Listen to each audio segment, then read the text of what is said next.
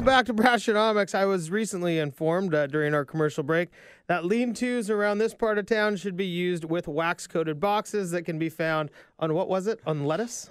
Lettuce. You can get those possibly at Costco if you decide not to buy, rent, or remodel and simply want to live in a lean-to.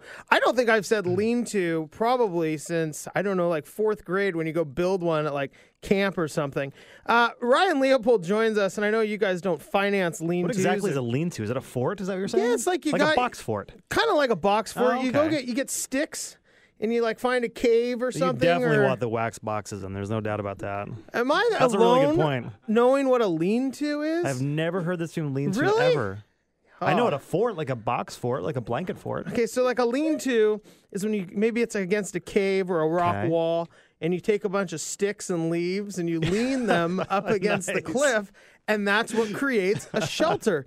It's like if you're lost. Lean-to, I've never heard that term If you're before, lost though. in the forest, okay, and you can't find your way back, you have to find shelter. Yeah. Now you know how to create it. You take branches and you make a lean-to. So if you have wax-coated cardboard boxes, it's like in the woods somewhere that you need shelter. It's going to be perfect. You probably Like a refrigerator box or two? Okay. I get it. Yeah. Okay. It's a good base. Ryan, a lot of people maybe don't want to live in a lean-to or in a cardboard box, whether it's wax-coated or not, which makes them have to choose from the little bit more conventional, methods, which might be to buy or rent a house rather than go to Costco and use the extra box that they give you.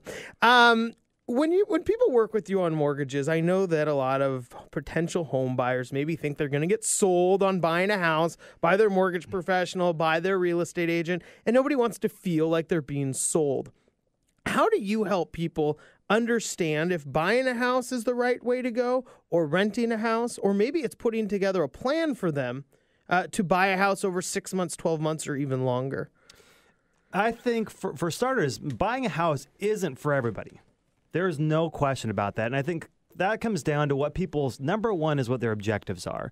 Met with a client yesterday who had an objective to keep their payments around the same they're paying for rent today, but they wanted a nice 4-bedroom house that was 3,000 square feet, and they wanted to spend $1,000 a month, and they only wanted to put $40,000 as a down payment. Sometimes the numbers just don't make sense. Okay, and then sometimes if people, especially younger people who maybe aren't planning to stay in an area for the long term, maybe it's just not worth the hassle of going through the process of buying a house, living in it for a couple of years, and then have to turn around and sell it or rent it out because maybe it's not easy to turn in 4 or 5 years. Potentially at a financial loss as well. It could be. I mean, think about it. In 2007, if you were planning to buy a house and live in it for 2 years and sell it and move down to San Diego, that made a little bit of a challenge for them and put them in a tough financial position. So unless you're really planning to stay in an area long term or have a plan in place, for some people it just may not make sense. Mm-hmm. And we've had that consultation with people before where I've literally said, you know what, it makes sense, just get a good rental for 2 years and then think about buying in the future. So when somebody comes to you and they're asking about the potential of buying a house, what are some of the first questions they need to ask themselves? Or would you ask them? I mean, when it comes to the financial side, is it down payment? Is it monthly payment? Is it a combination of both? It's a combination of everything. First, I always ask people why they want to buy, what their short and long-term plans are for being in the area.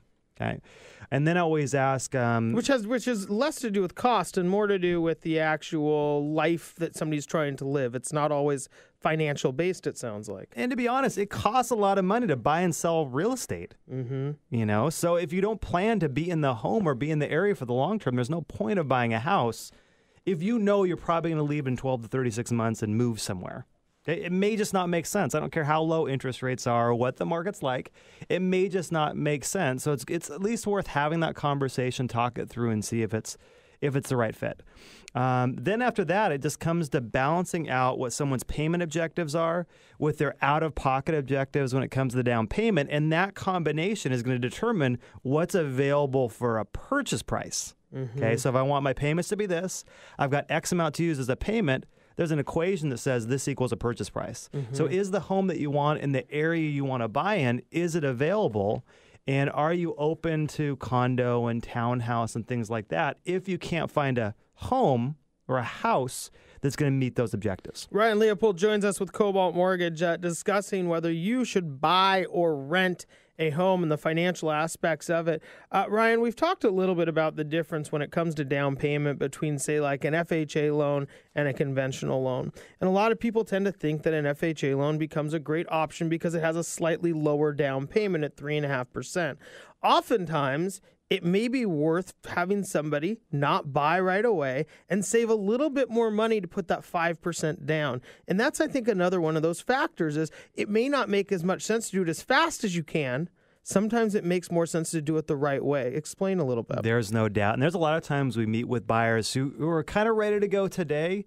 But if you look at their situation and they only have a certain amount of money as a down payment, we set them up on a savings plan over a 2 to 4 month period to save a little bit more. And I show them the numbers. I say, this is what it looks like today if you went FHA, for example, at 3.5%. And FHA is great for the right person, but it's expensive money. Okay. And I say, if you saved a little bit more and you put 5% down, we're cutting the mortgage insurance in half, that you're a little bit more out of pocket, but your payments are a lot better. The interest rates are a little bit better. And the overall scope of everything, if that's an option for them, maybe sometimes it makes sense to save a little bit more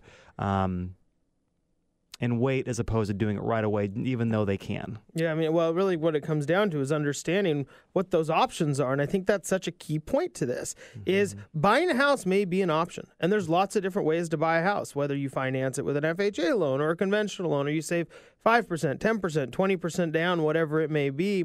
But relating those options back to your personal goals and your financial goals and your housing goals really is, I think, what creates that solid plan and a foundation to build on. Yeah, and there's a lot of ways that a good lender can sit down with you, understand your objectives, and create a plan. And I think it's key to meet with a lender before you make any major decisions. One of our clients was going to put 10% down. Looking at something, I looked at their position. They had like $30,000 in credit card debt. They've got $25,000 in a car at 6 or 7%. I said, well, wait a second. What if we put 5% down? Use the money that would have gone to the down payment to eliminate your debt. Not only put you in a better financial position because you're getting rid of high interest debt, but we're actually opening up a ton of cash flow that you can put more money into savings and get the house you want. And so that kind of plan that went against normal conventional logic, that if you look at the overall position and using money the right way, made sense. I think that becomes the big difference in who you go to for a lender. People always say you got to find the best loan, and last week we talked about the best loan may not have the lowest interest rate. I think that is the exact reason why, is because sometimes your money is better spent not going into the down payment, maybe going into other options. Yeah, and it happened again yesterday when another client was going to put 20% down and they wanted to finance in some rehab work to the property. And some of the rehab loans that are out there in a traditional sense are really expensive, and they're just not very efficient if you get into the nuts and bolts of them. So I said, well, why don't you instead of putting $100,000 down, why don't you put 10% down?